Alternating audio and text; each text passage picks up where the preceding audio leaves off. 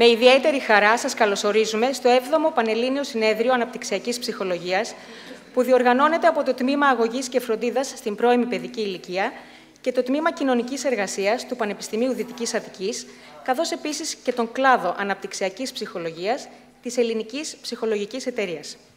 Μετά από 6 χρόνια αναστολής των εργασιών του Συνεδρίου λόγω της πανδημίας, είμαστε και πάλι εδώ σε αυτήν την επιστημονική γιορτή. Στο σημείο αυτό θα παρακαλούσαμε τον πρίτανη του Πανεπιστημίου Δυτικής Αττικής, καθηγητή κύριο Παναγιώτη Καλδί, να απευθύνει χαιρετισμό.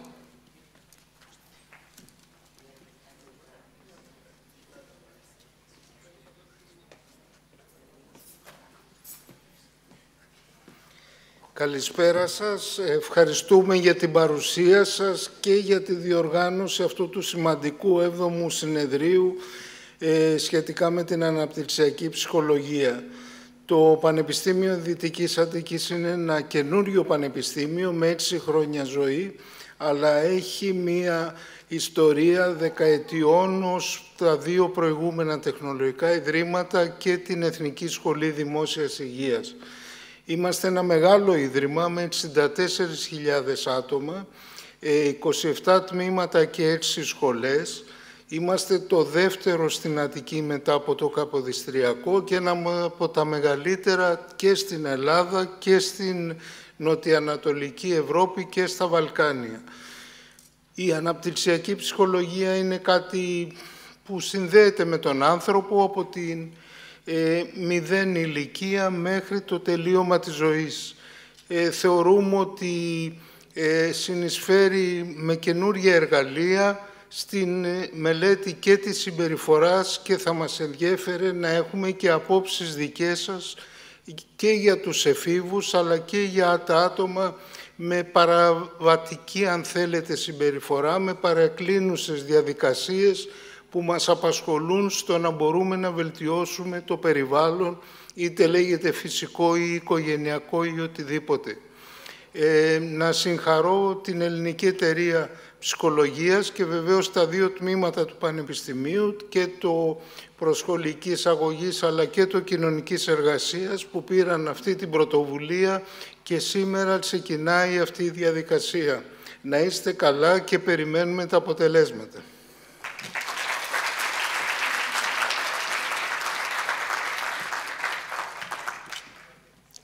Θα παρακαλούσαμε τον πρόεδρο της Ελληνικής Ψυχολογικής Εταιρείας και πρόεδρο του Τμήματος Ψυχολογίας του Δημοκριτείου Πανεπιστημίου Θράκης, καθηγητή κύριο Νικόλαο Μακρύ, να απευθύνει χαιρετισμό.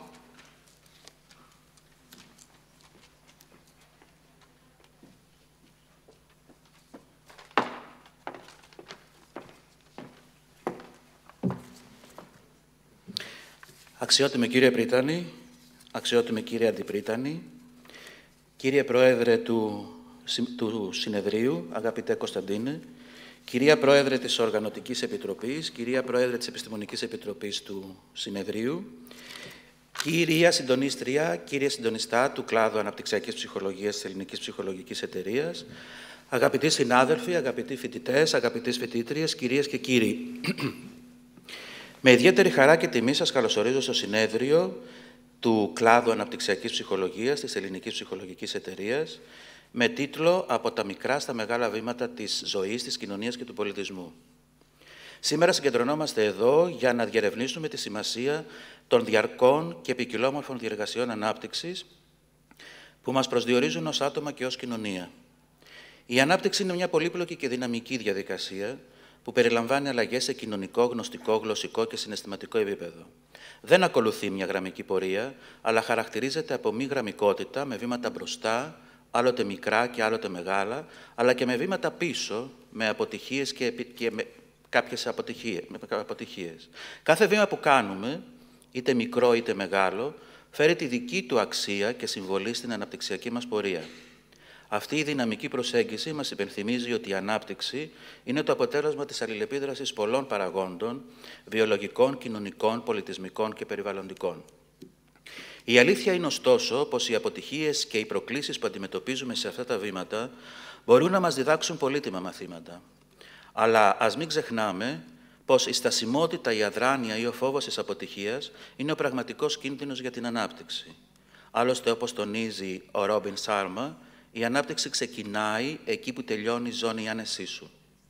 Πέρα από τους γενικούς άξονες της ανάπτυξης που θα συζητηθούν κατά τη διάρκεια του συνεδρίου, αυτό θα εστιάσει επίσης σε κρίσιμα ζητήματα που αφορούν την επιτυχή προσαρμογή των ατόμων σε διάφορες φάσεις της ζωής. Θα έχουμε την ευκαιρία να συζητήσουμε μεταξύ άλλων για τις νέες μορφές γονεϊκότητας και πώς η γονική φροντίδα, μέσα από μικρές καθημερινές ενέργειες, μπορεί να έχει μακροπρόθεσμο αντίκτυπο στην ανάπτυξη των παιδιών. Επίσης, θα αναδειχθεί η σημασία της ηθικής σκέψης των παιδιών, η ανάπτυξη της πρώιμης γραφής και ο ρόλος του οικογενειακού πλαισίου στην ψυχοκοινωνική τους ανάπτυξη.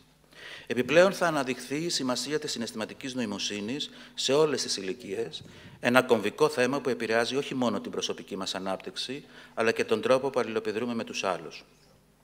Η συμμετοχή διακεκριμένων επιστημόνων σε αυτό το συνέδριο μας δίνει την ευκαιρία να διευρύνουμε τους ορίζοντές μας και να εμβαθύνουμε σε θέματα που αφορούν την αναπτυξιακή ψυχολογία. Οι γνώσεις που θα μοιραστούμε εδώ μπορεί και είναι καλό να αποτελέσουν πηγή έμπνευσης για όλους μας. Ας διατηρήσουμε το πνεύμα της αλληλεπίδρασης και της συνεργασίας, αναγνωρίζοντας ότι η προσωπική μας ανάπτυξη επηρεάζεται από τις σχέσεις που δημιουργούμε και τις γνώσεις που μοιραζόμαστε. Εύχομαι οι ανακοινώσεις και οι συζητήσεις να μας καθοδηγήσουν σε μικρά, αλλά καθοριστικά βήματα προόδου και ανάπτυξης. Σας ευχαριστώ θερμά και εύχομαι καλή επιτυχία στις εργασίες του συνεδρίου.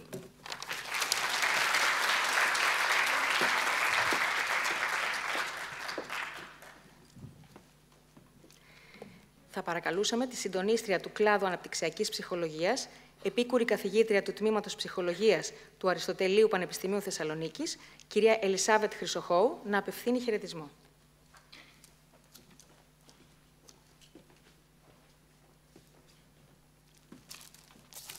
Καλησπέρα σας.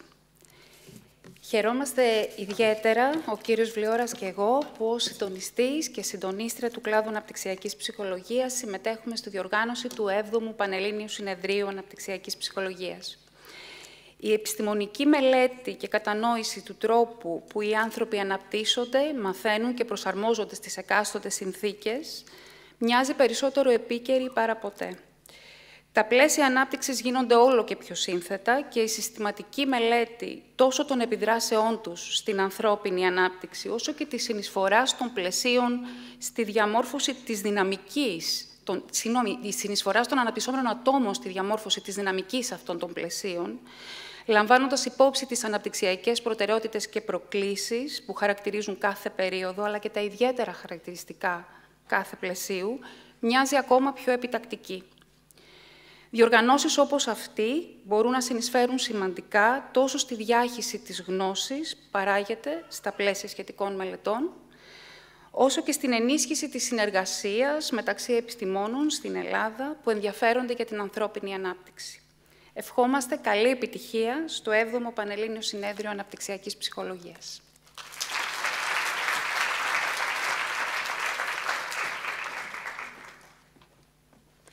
Θα παρακαλούσαμε την κυρία Μανιαδάκη Εκατερίνη, καθηγήτρια του Τμήματος Κοινωνικής Εργασίας και Διευθύντρια του Εργαστηρίου Συμβουλευτικής, Ψυχοκοινωνικής Υποστήριξης και Κοινοτικών Παρεμβάσεων του Πανεπιστημίου Δυτικής Αττικής, να απευθύνει χαιρετισμό.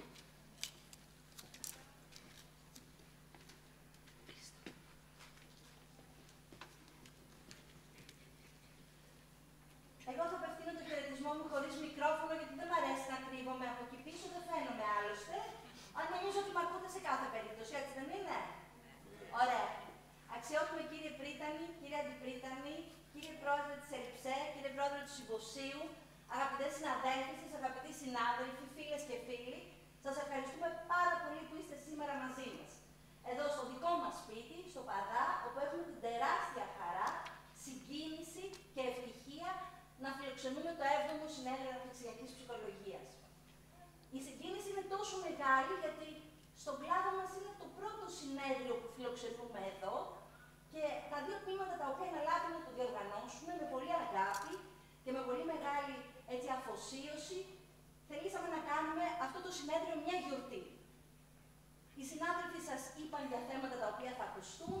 Σίγουρα στην πορεία του συνεδρίου θα μπορέσετε να διαπιστώσετε πόσο υψηλό επίπεδο εργασίας έχουμε, πόσο ενδιαφέροντα συμπεράσματα μπορούμε να βγάλουμε. Ωστόσο, αυτό που εγώ θα ήθελα να κρατήσουμε είναι τις μεταξύ μας συζητήσεις, στις συμφωνίες, στις διαφωνίες, στις ανταλλαγές απόψεων που θα γίνουν τόσο μέσα στις αίθουσες όσο και έξω από αυτές. Συνέδρια σαν και αυτά είναι ευκαιρία να βρισκόμαστε και δυστυχώς δεν βρισκόμαστε συχνά και από την εποχή του COVID βρισκόμαστε ακόμα λιγότερο συχνά και για μένα όλο αυτό είναι μια όμορφη συνάντηση μεταξύ αγαπημένων φίλων και συναδέλφων πέρα από ένα πολύ σημαντικό επιστημονικό γεγονός. Εύχομαι να το χαρείτε όλοι. Σας ευχαριστούμε που ήρθατε.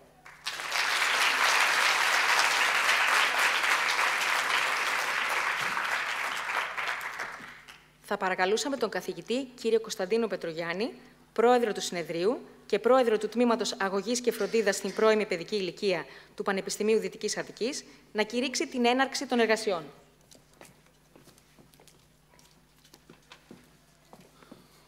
Σας ευχαριστώ πολύ. Σας ευχαριστώ όλους. Αγαπητέ κύριε Πρίτανη, κύριε Αντιπρίτανη, κύριε Γαλαντώνη, αγαπητέ κύριε Τέος Αντιπεριφέρειαρχα Παιδείας που μας θυμήσατε, κύριε Αλεξανδράτε, αγαπητοί συνάδελφοι, αγαπητές συνάδελφοι, αγαπητές φοιτήτριες και φοιτητές, κυρίες και κύριοι. Έχω τη χαρά να σας καλωσορίσω στο Πανεπιστήμιο Δυτικής Αττικής, φιλόξενο πιστεύω, και όπως βλέπετε, και στο 7ο Πανελλήνιο Συνέδριο Αναπτυξιακής Ψυχολογίας, το οποίο συνδιοργανώνουν τα δύο τμήματα, Αγωγής και Φροντίδας στην Πρώιμη Παιδική Ηλικία και Κοινωνικής Εργασίας. Τα μοναδικά τμήματα μεταξύ των 27 που ανέφερε ο Πρίτανης, που βρίσκονται στον χώρο των ανθρωπιστικών επιστημών αυτού του Πανεπιστημίου και που έγινε με τη συνεργασία διαρκή, καλή, με τον Κλάδο Αναπτυξιακής Ψυχολογίας της Ελληνικής Ψυχολογικής Εταιρείας. Ένας ακόμα σταθμός, ένα ακόμα αναπτυξιακό ορόσημο, για να χρησιμοποιήσω έναν όρο που βρίσκεται στον πυρήνα αυτού του κλάδου της ψυχολογίας, μιας πορείας που δεν είναι τυχαίο που βρίσκεται αυτό μπροστά σας και το βλέπετε, που ξεκίνησε πριν από 16 χρόνια, το 2008, με τη διεξαγωγή του πρώτου συνεδρίου του κλάδου μας. Με πρόεδρο τότε τον Ηλία τον Βαζουδέβη, είναι εδώ μαζί μας και τον ευχαριστώ πολύ. Για να ακολουθήσουν μία σειρά από πετυχημένα συνέδρια,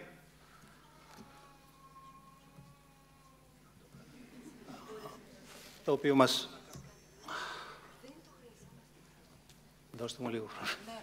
Δώστε μου λιγάκι.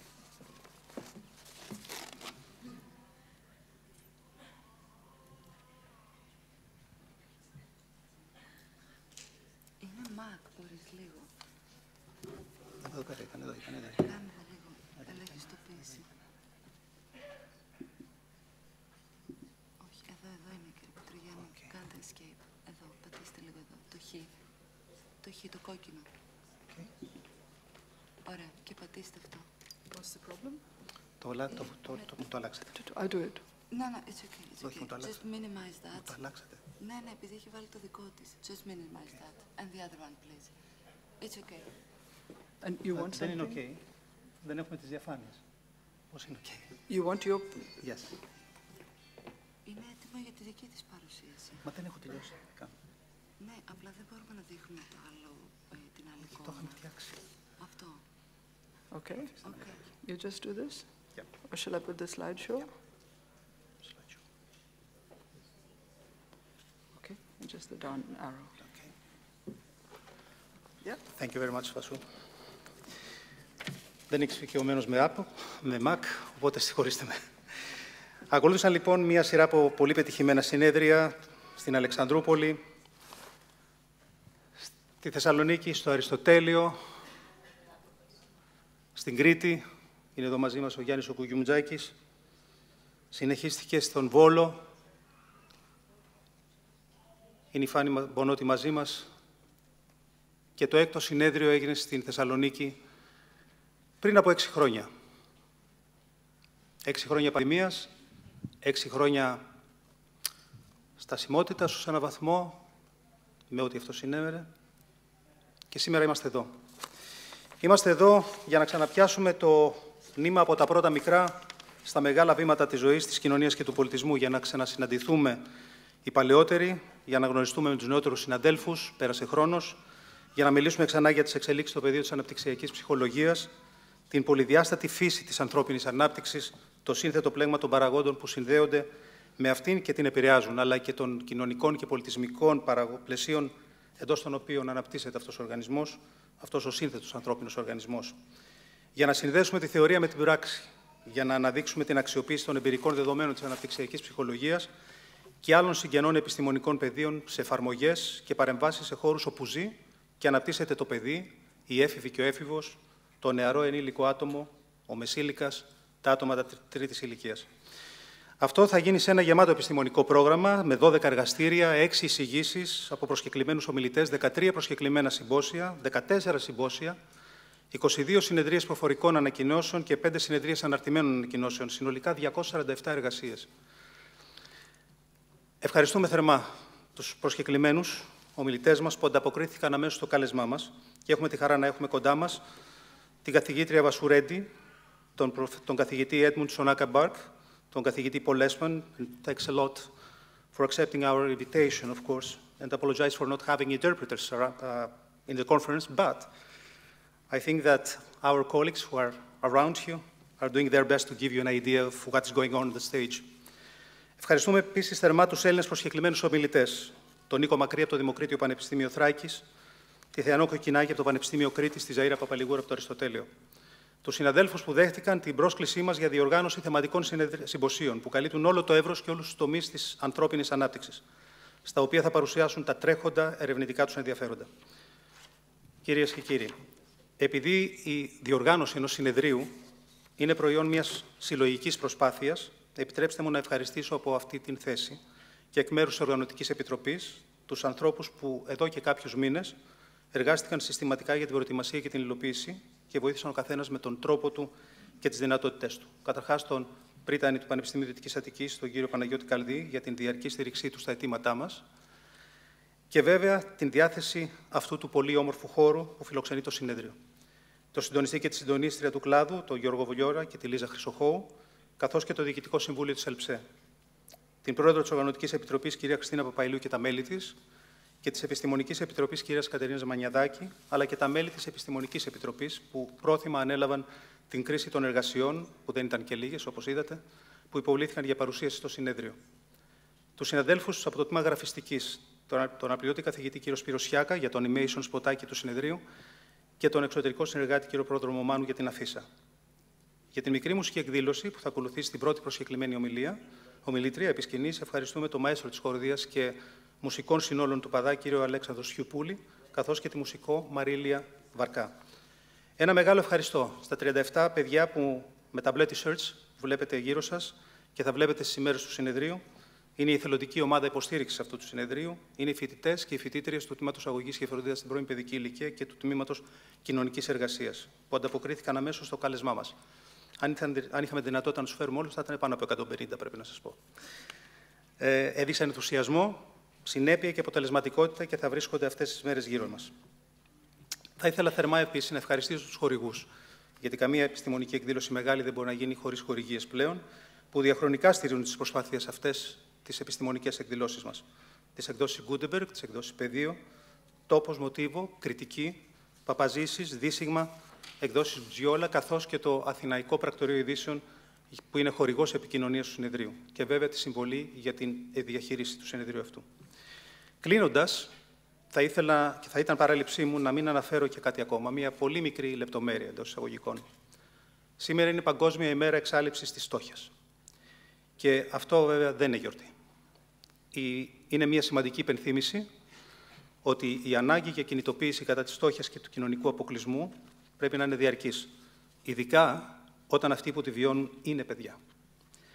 Η επιθυμία για αλλαγή και ένα καλύτερο κόσμο χωρίς αδικία ή τουλάχιστον και με τη μικρότερη δυνατή, για να είμαστε πιο ρεαλιστές, τη φτώχεια και τους αποκλεισμούς εκφράζεται σε κάποιο βαθμό μέσα από το ποίημα του Τόλου Νικηφόρου, που η Χριστίνα Παπαϊλίου μας έφερε στην πρώτη συνάντηση της Οργανωτικής Επιτροπής για να ντύσει όμορφα, ανθρώπινα και παιδικά τον τίτλο του συνεδρίου.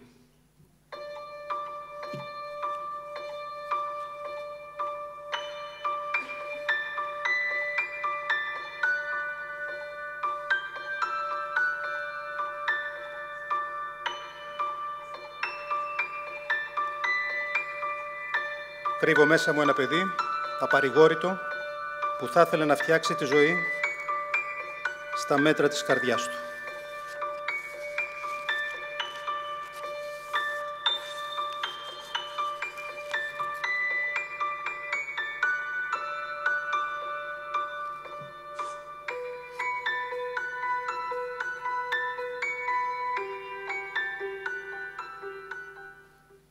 Ευχαριστώ πολύ.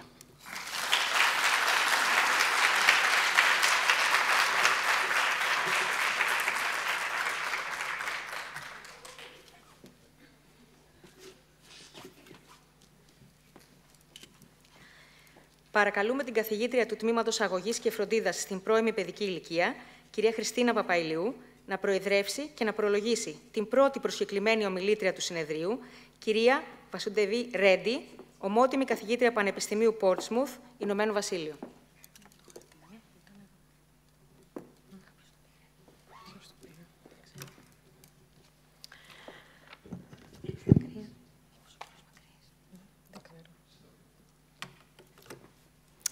Καλησπέρα σας. Ευχαριστούμε πάρα πολύ που είστε εδώ. I think we have the best soundtrack here, an infant, a very nice infant.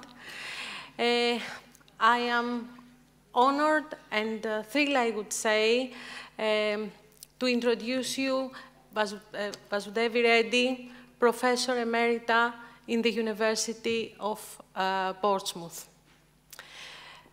There are lots of things I could say about Professor Reddy, and it's very difficult to sum up her work, but I will give it a try.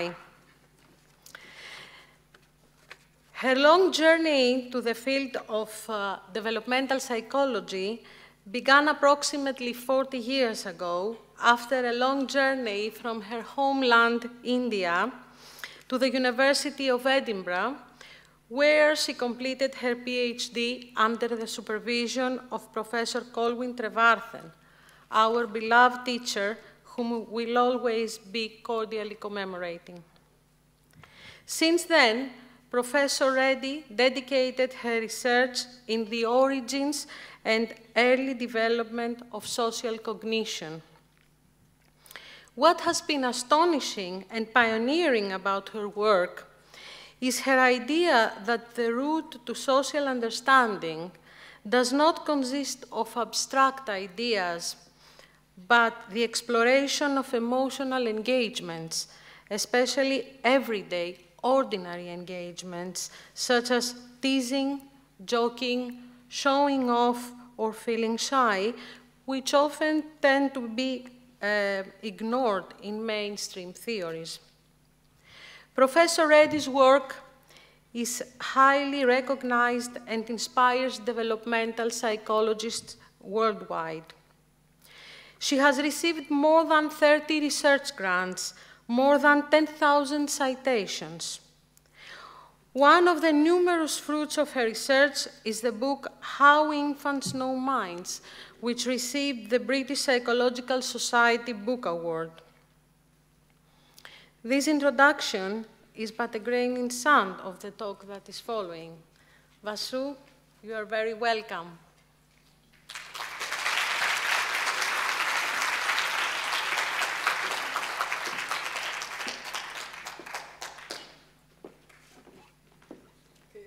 Γεια σας, καλησπέρα σας. Και σήμερα είμαι ο καινούριος τέχνικος εδώ.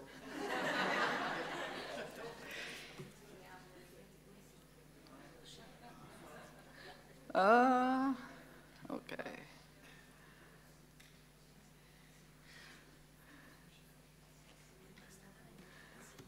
Okay, so I don't like to be trapped behind the podium, so I will move around a bit. Okay, sorry for speaking in English, but you know, I have got many years to go before I can become good in Greek. Okay, so I want to talk to you today about feeling like a psychologist. This is a little bit of a personal journey. So I'm not going to talk about, it's a kind of an autobiographical look at the experiences that I have had and that I suspect many students have in terms of how do they connect with their data as psychologists, okay? And it's not an easy it's not an easy problem, it's not an easy solution. But first, I will put it onto slideshow. Okay. First, I would like to, this was Colwyn Trevarthen. He was not actually my supervisor, but in many ways, he was responsible entirely for my work and also for my life. Wonderful. Is it on? Okay, good company. It's on mute. Hello? Okay. He was responsible, so partly because of his work, which was inspiring, but also because he introduced me to my husband, who's a student of his, and he suggested to my husband that he should invite me to go out one day on the excuse that I knew about cross-cultural research, and he could ask me. So this began a journey. If it had not been for that, I would not have become interested in babies, because it was only because of that things started. But Colwyn died this year, so this is a big thank you to him, which I'm sure he has been an inspiration to many, many people in Greece. Greece was something very close to his heart, as it is indeed to mine. So what I'm going to talk about today is this thing about what kind of feelings are allowed in science, okay? It's not a new question, but it's not a question that we have any kind of answer to within psychology. This is what we are taught. We are taught, don't get involved with your subjects. Don't let your feelings enter the data. They will spoil the data. They will corrupt it. Keep a low profile.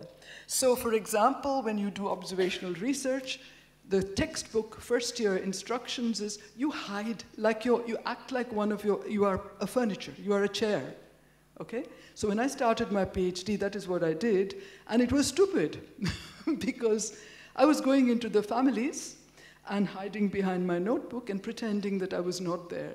And the kids whom I was observing, they knew exactly that there was something very strange about this woman, even though I made it friendly or whatever.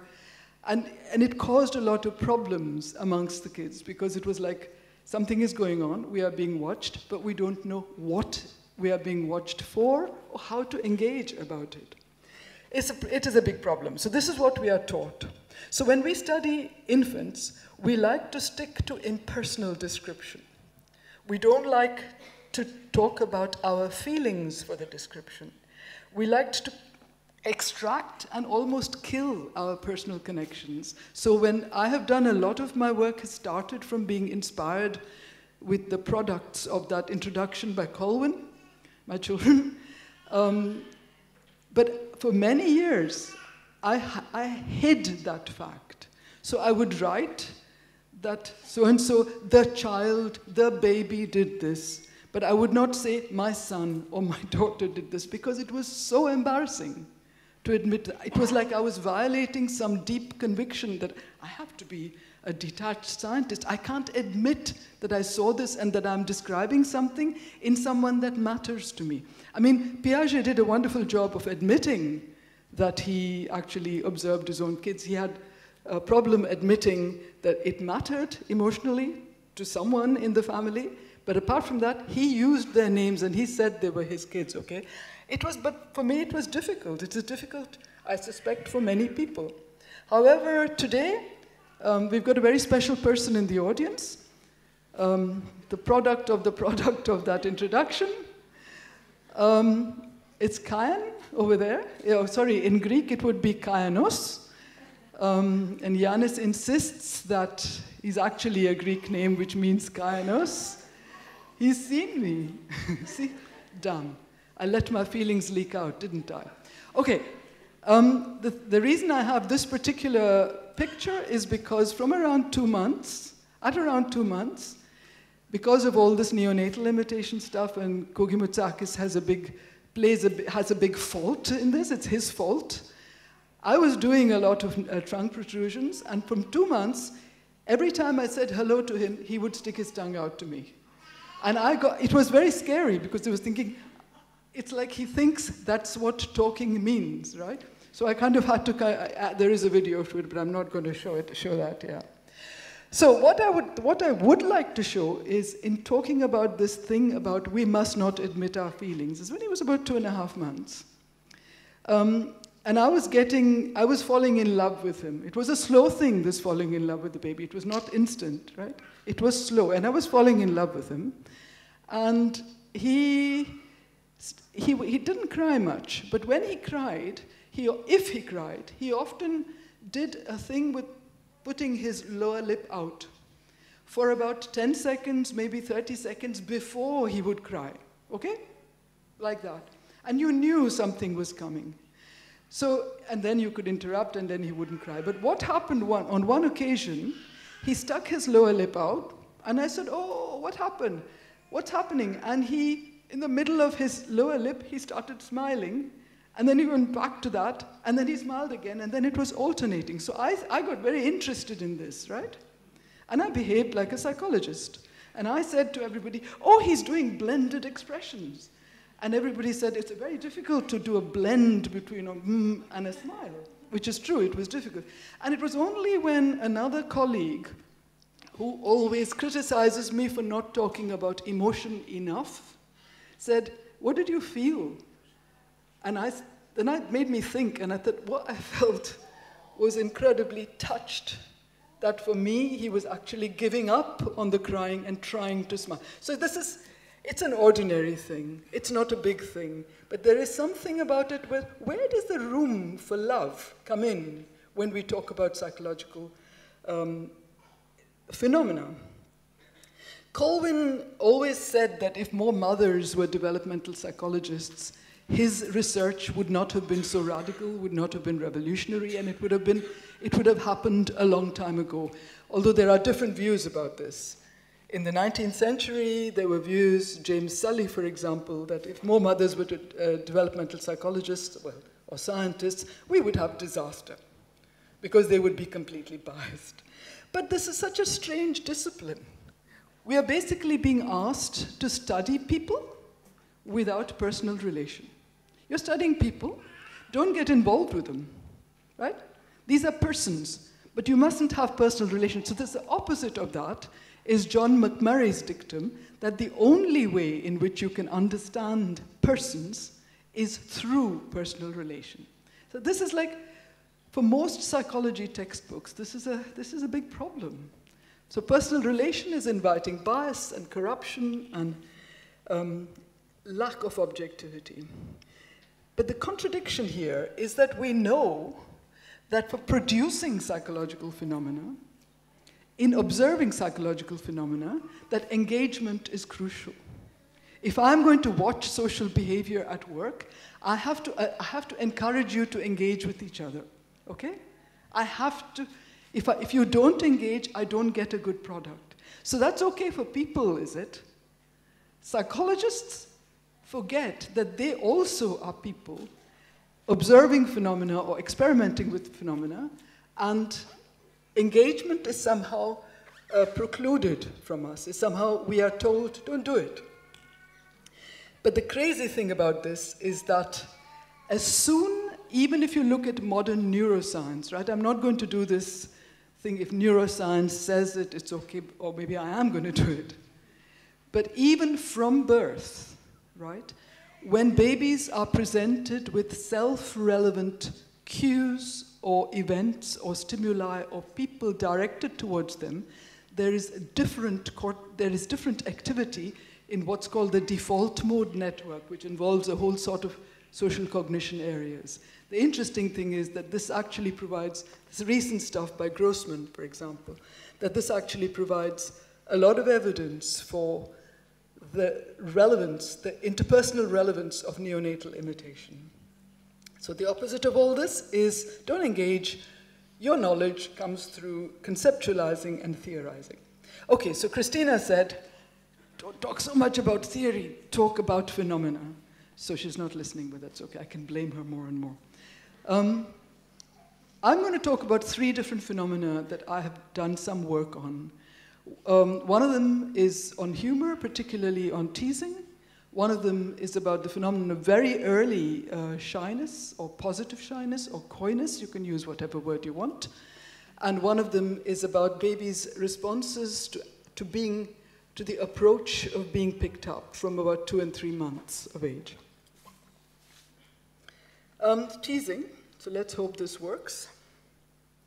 Right, so what happened here was, this was Shamini, who's also in the audience. She's not as important as her son, but she was sitting at the table, and she was 9 months old, almost exactly 9 months old, and she had just learned how to give objects, and how to give and release them, which is quite difficult for babies.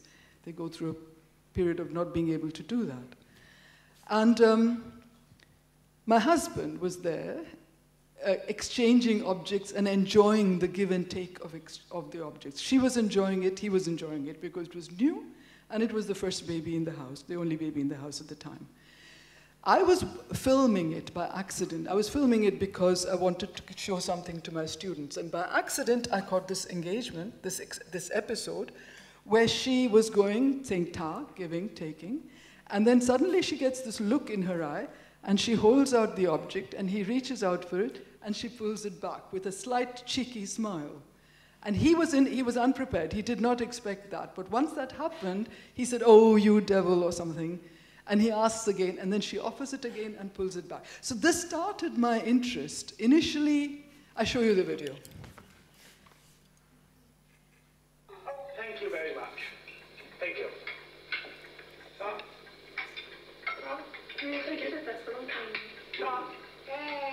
Good. Pretty good. No. Shall I take it? Yeah, give it to me. Give it to me. You should have run away too. Okay, so Thank you very much. that was the start of it. So I started to do some studies. My initial interest, the initial interest in this teasing was, this is like pretending, you know? But pretending, we usually look at it as pretending the identity of objects. You know, this pen is a gun or whatever. We don't look at pretending as violation of the identity of gestures, the meaning of not of objects, but of gestures, of interpersonal, newly learned gestures. And this is a gesture. Take it, is a gesture, right? So what is happening there, I was thinking, could be I'm going to use this, and as you reach out, I'm going to change the meaning of that gesture by doing something different, okay? So I got interested in that because it was a much more, if you like, cognitive interest. It was not so much the emotion of it I was interested in. But also what happened around that time, this was 1986, and once I started doing some studies, filming this and trying to interview parents about it, it was 1988 and 1988-ish. And at that time, you may have heard of this term, the theory of mind.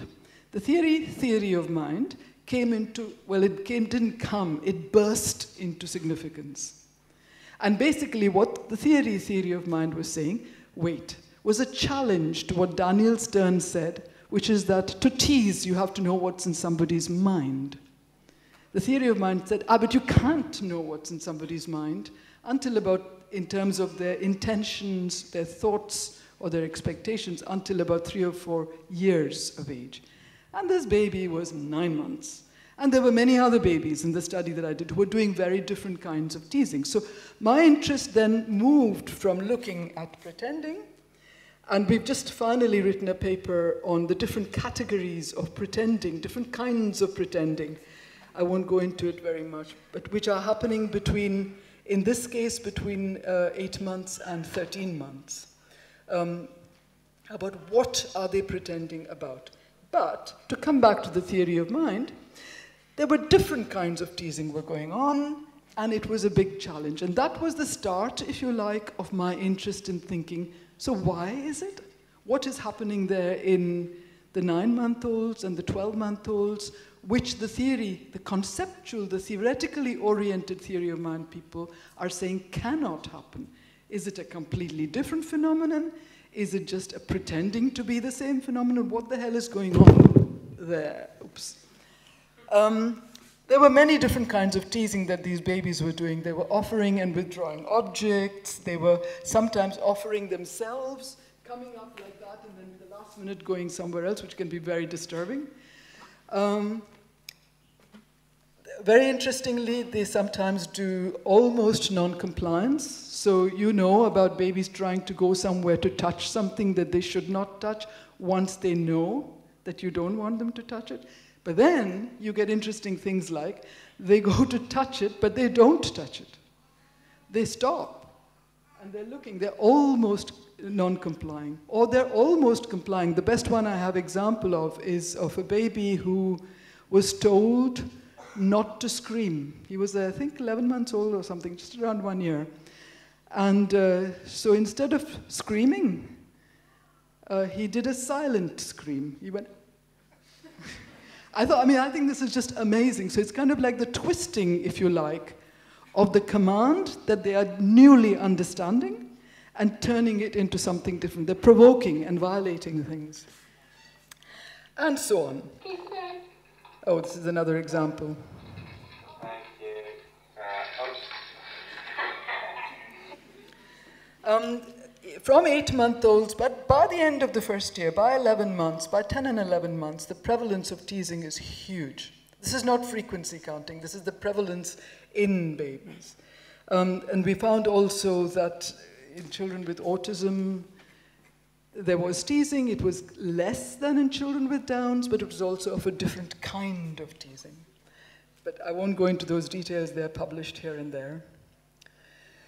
The backstory, so now let me come back from teasing to why am I interested in teasing. Somebody's going to tell me how I'm doing for time because I don't have a watch. Nobody has a watch these days. Everybody has mobile phones.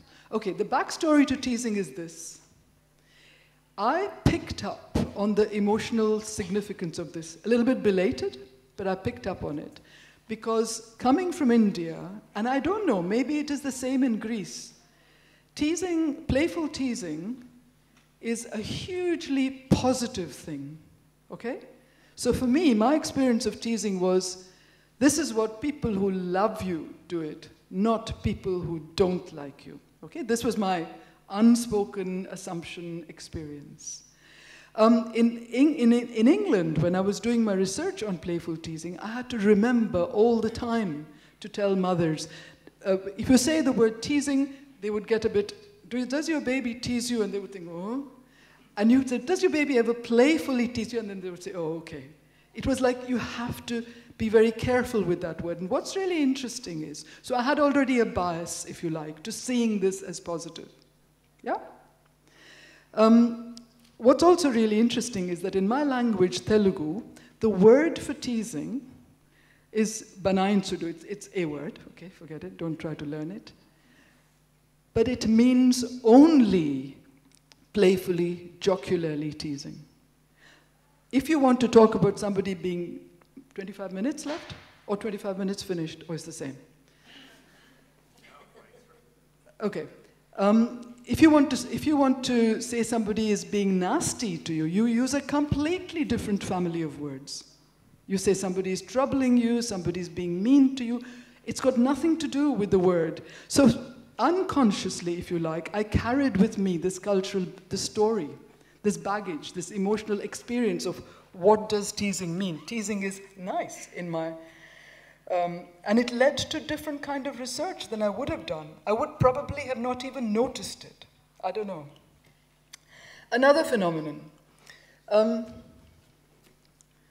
Shyness. So I'm going to tell you the backstory first in this case. So I'll tell you first a story from, what does the word shyness mean to you? It means somebody who's introverted or somebody who's sweet? Or what in Greek? Or a bit of both, or it could be either. Okay, so there was this American cultural psychologist called Richard Schrader, and he was doing a lot of cross-cultural research, and one of the things was on moral development or something. So he went to India. This was probably in the 60s or 70s. He went to India, and he was in Bhubaneswar on the east coast of India, and he was looking for a research assistant. And everybody, he said, I need to employ a good research assistant to do this study. And everybody here and there was saying, oh, you should employ so-and-so, she's very shy. Somebody said, oh, I should get so-and-so, she's a shy girl, and so on. And he kept thinking, why would I want to employ an awkward, maladjusted, introverted, shy person? Why are they saying this? Do they want my study to fail? So why were they saying it? Because again, that word, that phenomenon, carries very, very positive emotions, positive feelings associated with this. And this was in my, I don't know, my experience of it. You go to Hindi movies, and all the heroines are doing, you know, like the usual, I don't even know whether you recognize that gesture, but it's a gesture that any Indian would recognize. You kind of act coy, you withdraw, but with a smile. So it's a kind of gaze aversion with smiling at the same time. Okay, this is nice psychological observational definitions. So when I saw this phenomenon in first my daughter, then my son, and did another study with this, what the phenomenon was is somewhere from around 2 to 4 months, you go up to a baby and you say, hello, not before that so much. You go and say, hello, and the baby smiles and goes that way, right? And sometimes the smile comes up with a full body contortion of the arm coming up. It's not negative, right? It's very visibly not negative. It's not fearful. It's a kind of an overwhelmed with positiveness, and then kind of turning away, and then very often coming back, yeah, I know, it's about you too, you did it as well. And he's waving to me. Okay, good. So when I saw this phenomenon, for me it meant something. It already meant something. And then I started looking at it, and in the literature, there was very little about this. There was nothing. There were a few observations here and there, but I think we are all hampered by the fact that the word shy carries an implication of wariness, and when we study it, we don't quite know how to place it. So for me, it was a very different kind of thing from fear. So I already had categorized it in a different place in my understanding. Okay? So this is an example of a 2.5-month-old, 10.5-week-old baby, Jennifer, who her mother is carrying her, and what you can see there is her looking in the mirror. So you can't see them, you can see the mirror reflection. And at some point, Jennifer's eyes catch her own eyes in the mirror. So she, by that time, because I was going every week to the house, she recognizes herself, right? She catches her eyes, own eyes in the mirror, and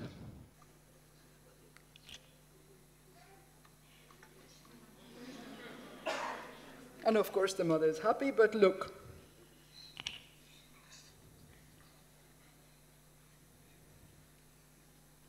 So this is in the mirror, that's you. Okay. So what is going on there, you know? You cannot call that wariness. You cannot call that fearfulness. You cannot call it a blend of fear and happiness. It's a blend of something. It's a tension between come to me and go, and too much, I'm going away. So anyway, so I started calling it positive shyness, and there have been many other studies since then. Again, deficits in studies by Christina Colonnesi, also studies in Crete, shown to be deficit in children with ASD, implications for self-consciousness, for self-awareness. And then this also fits with, this is my scientific backing, functional connections in the default mode network, which again is supposed to be present at work and linked to social interactions within the first 6 months. So there's something, this idea that when somebody looks at you, it means something different. Gaze to you is something different from looking at gaze somewhere else, right? Is fundamentally, I think, significant and important. Okay? The gaze that looks at you grips you. So your understanding, if you're a baby, and having experience of a gaze gripping you is very different from your understanding of gaze when that gaze is looking somewhere else. And it's kind of like, of course, how can it be different? How can it be other than that? And yet, nothing in the theories was suggesting this. Gaze was gaze. Do you understand gaze? Do you understand attention? And so on, which was like, and the reason this is important is because it states personal involvement. It puts personal connection and personal relation at the heart of what it means to understand others and what it means to get self-awareness, which is kind of creeping in to these interactions. All right, boring. Okay.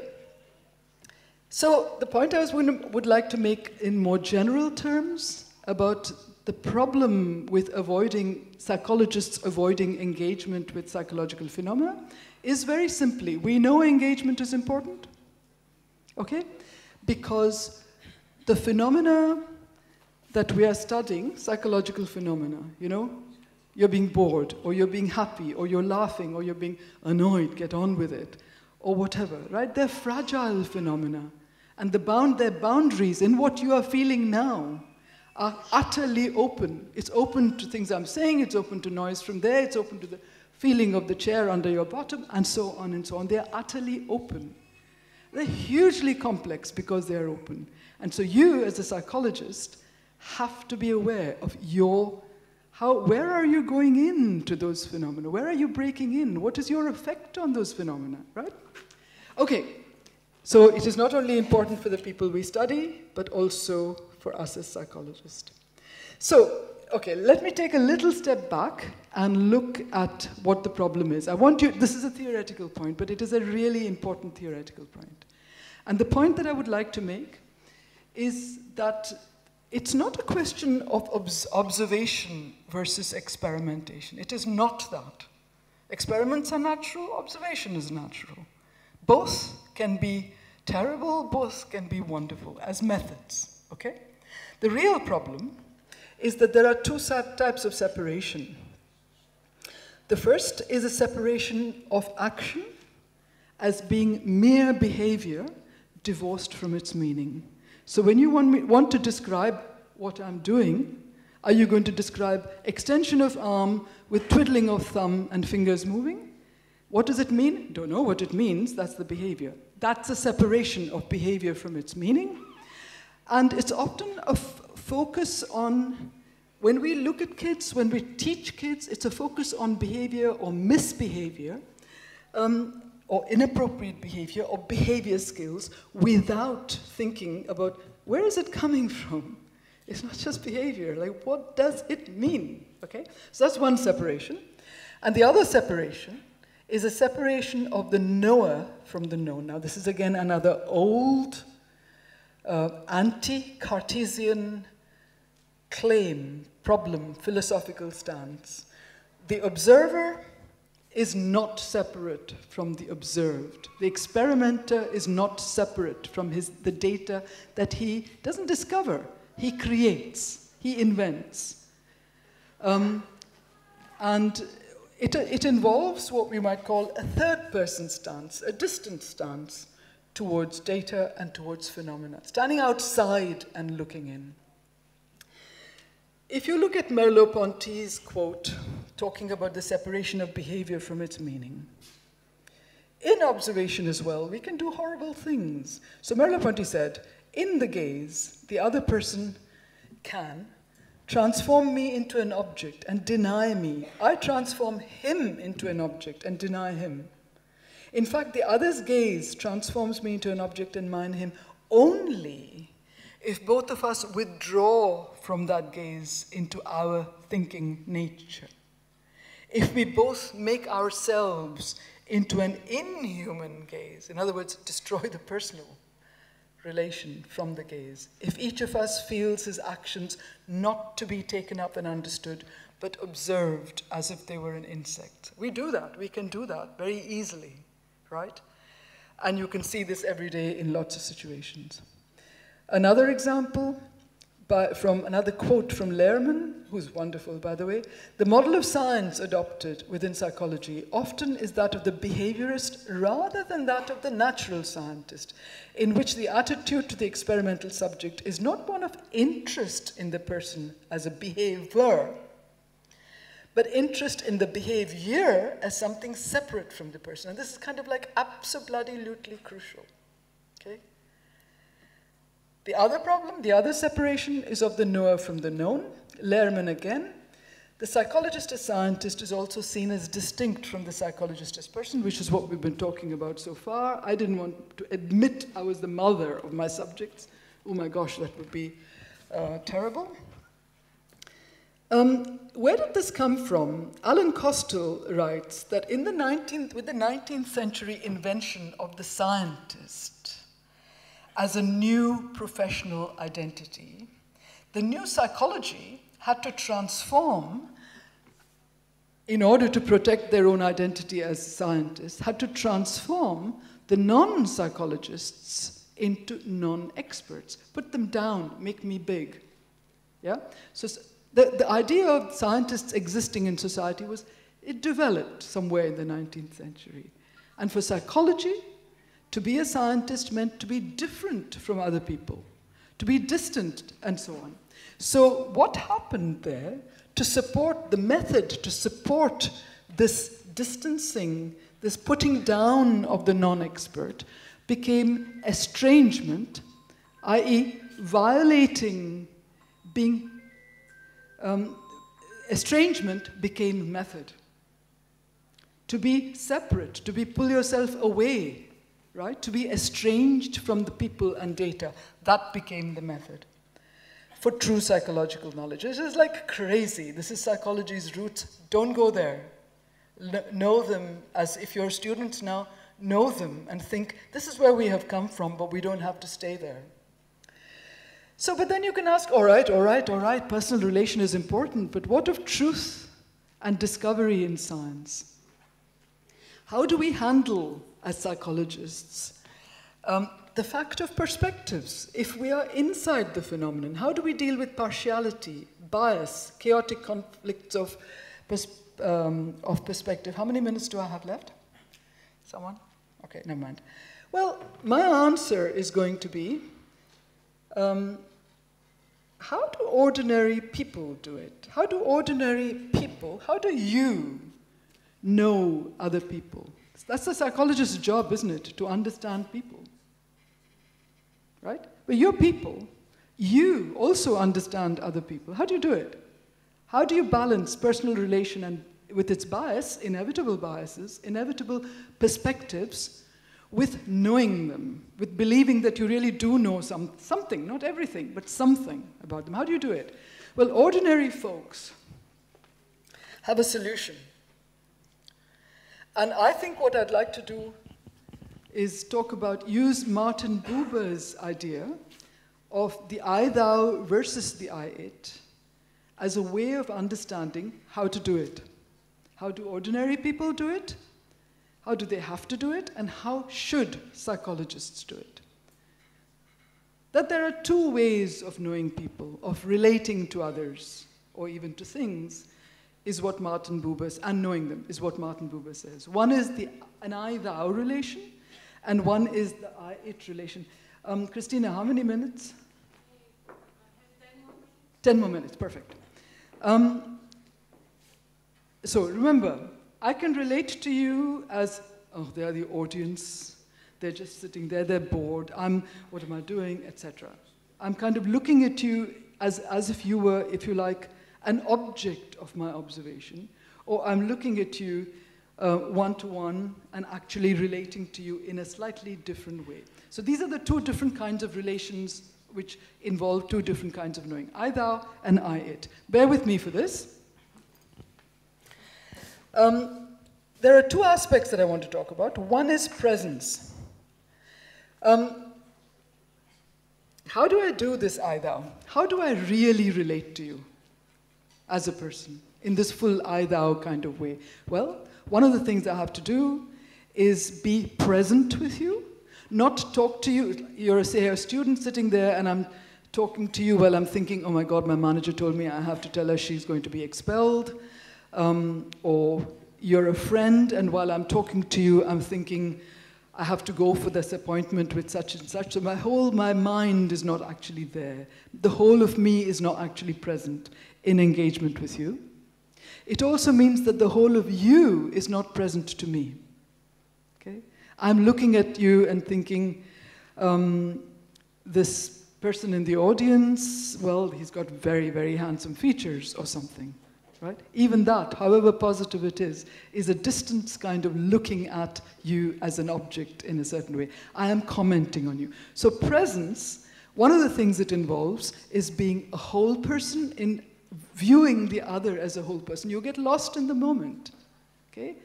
That, putting yourself on the line, carries with it a huge amount of risk. If I really give myself to you in this moment, Edmund is looking at me very skeptically. Edmund, if I really give myself to you in this minute, I run the huge risk that you turn away, or that it doesn't mean anything, or that I am vulnerable, if you like, to rejection, to breaking. Now, the other way of doing it is to adopt a slight distancing, an instrumentality, looking at you, if you like, as somebody, an audience which serves a cause. I have an agenda. You are an audience. I'm not relating to you. I'm just counting, if you like, the number of times I can get a laugh from you, right?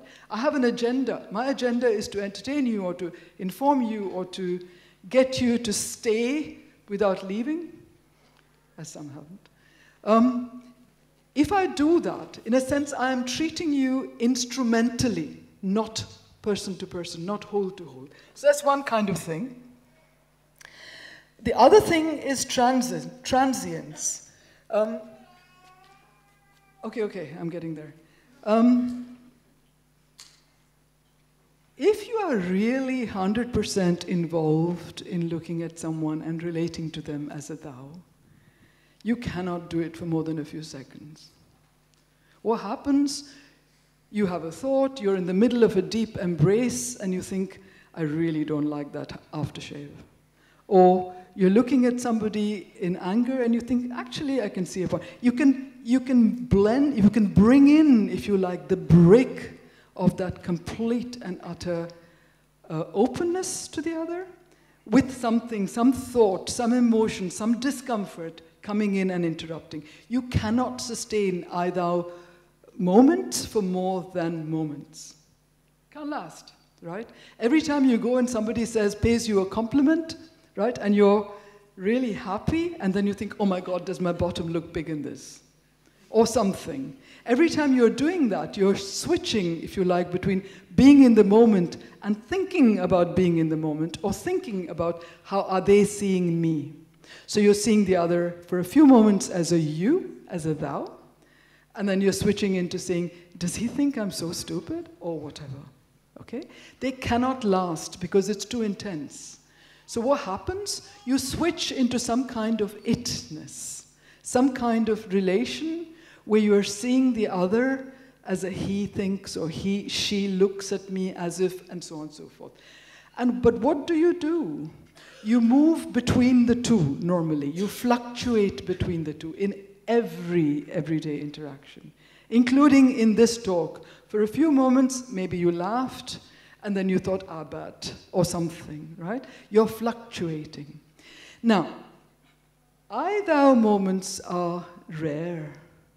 I-it is how we kind of manage a lot of the time, okay? If we get stuck, you can't get stuck in the I-thou because you will explode with exhaustion. But you could get stuck in I-it relations. And we know this. We know this as psychologists, where we are trying to pretend not to be persons. And we can get stuck, if you like, in being detached. So Martin Buber gives the example of Napoleon as an arch example of somebody who treated everybody he knew instrumentally, as somebody who's functioning in the service of his cause. Somebody comes to him with a smile saying, here's a wonderful dinner for you, but he sees that person not as a thou, but as a cook who's produced it. And this introduces this getting stuck in treating everybody instrumentally, if it is in that extreme, is a corrupting influence. Okay? It actually, he calls it a kind of a demonic relation, demonic thou. What it's doing is denying the other person as a you. But as soon as you do that, you're also denying I as an I. Imagine if you go through a marriage and you are pretending all the time. Somebody says something nice to you, it's a thou thing, but you're treating this, this is the situation where I have to respond in this way. You're treating the thou by pretending it's a thou, but actually treating the thou as an it. What are you doing to yourself? your I is also in an I-it relation. So you're condemning yourself into some kind of a instrumental being. Okay? So these are the dangers for people. In everyday life, I-it fluctuations, I-thou-it fluctuations are common. I've given you many, many examples of these where we are fluctuating all the time. It destroys the other. I've already talked about this. If you get stuck in the I-it, if you see others only as its rather than thous, look at this bottom end. We transform ourselves also into an it. The I becomes a corrupted I. It's not really able to develop, except within those moments of thou-ness. Okay? So you need those few moments of thou-ness to really be, and then you can flourish, if you like, as a self, as the other can, as the other. Okay, this might sound a bit crazy to you. This Martin Buber's language is weird.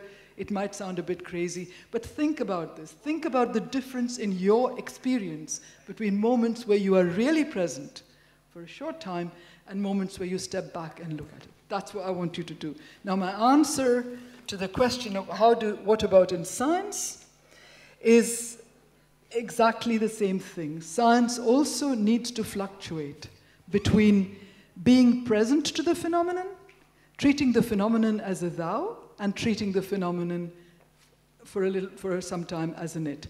I give you one example. I told you I would talk about anticipating being picked up. I first noticed this in my son, actually, that he was at 4 months when I was bending to pick him up from the car chair, his back would be already stiff, like he was getting ready to be picked up. And I thought, oh, how do I study this? 20 years later, I found a technique to study this.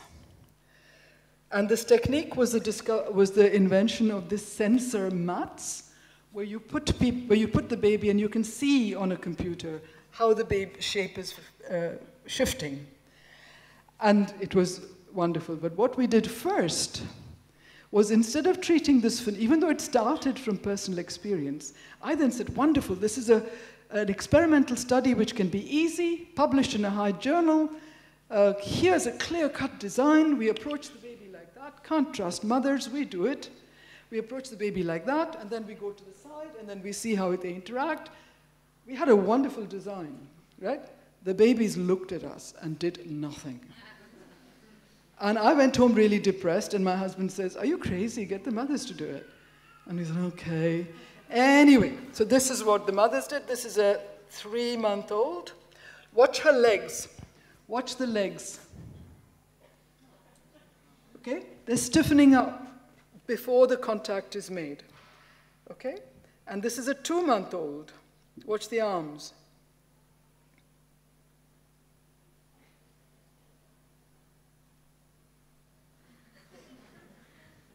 Okay. So then we also had all the graph stuff and got into PLOS 1, which was quite nice. So, last slide.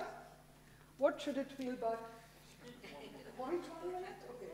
What should it feel like to be a psychologist? I would say there is a different kind of knowing that happens from inside the phenomenon as opposed to from outside the phenomenon. You need both. But if you don't fluctuate between them, if you start from the inside, go to the outside, and stay in the outside, you got a problem, like we had with the pickup stuff. People that I would really like to recommend to read are Hanne de Jager, who's written a paper called Loving and Knowing, which is speaking about this point, that there is a different kind of knowing that comes from loving. Or John Schotter, who talks about knowing from within, rather than the kind of descriptions that we do. Important also in neuroscience, important very much for practitioners. Should you put yourself on the table with your clients? For your child pedagogies, just do you put yourself on the table with that child, or do you keep your emotions separate? The answer, I think, of fluctuating and of treating psychological phenomena as open may be one way of settling. Can you hear me? What's going on? This may be also one way of settling Wittgenstein's accusation to psychology of conceptual confusion, and experimental methods. Usually that is interpreted as being, psychologists don't realize that the language they use is actually part of the phenomenon they're studying. I think in addition to that, what's happening is that the phenomena they study involve the studier. This is coming back to the involvement of knower and known. That's the problem. And until we accept it, we get nowhere, really. We stumble. We do our best, but we stumble. And okay, I stop there.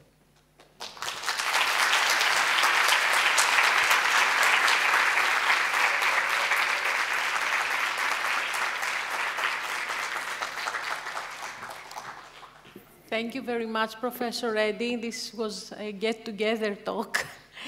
So I think you would love to ask some questions, please. Any questions, please? Yes. Thank you very much, Professor. This was very inspiring. I'm not a psychologist, by the way, but I really enjoyed your talk and made me think a lot about our current situation with artificial intelligence. Do you think we are entering a more prominent I-thou situation or I-it situation? I think it depends. So if you look, sorry, that sounds like a evasion of an answer, but I don't think it is. I like science fiction, and I like the idea of potential humanoid agents with whom you can have real engagement, okay? That's my personal preference.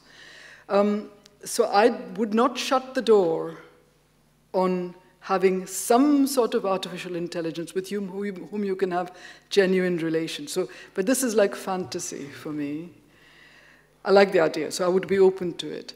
Martin Buber's example of the I-thou was actually not one person and a person. It was a person and a tree.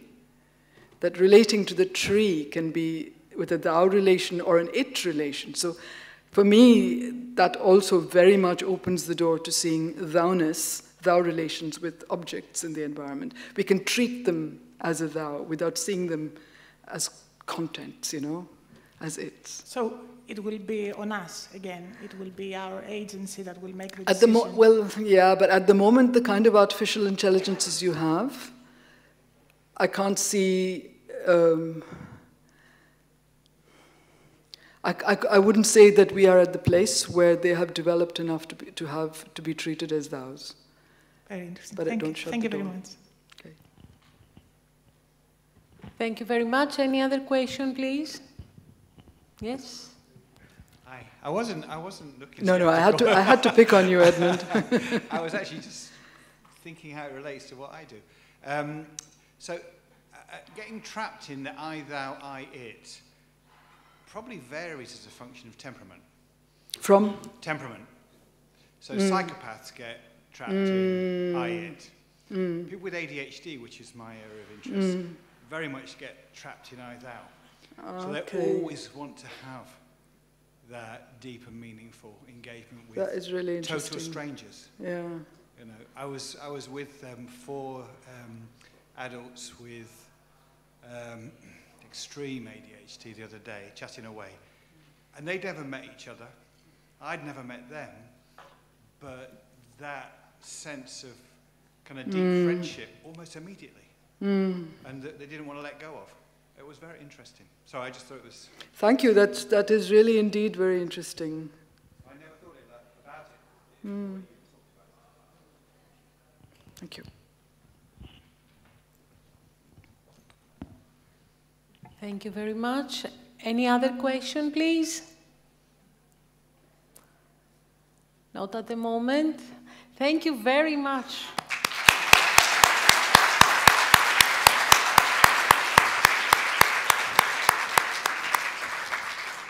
I meant to say, stay where you but I forgot. Thank you for the organizing committee. Thank you, Greece, for inviting me to talk. It's an honor. Εμείς ευχαριστούμε πολύ. Stay where you are.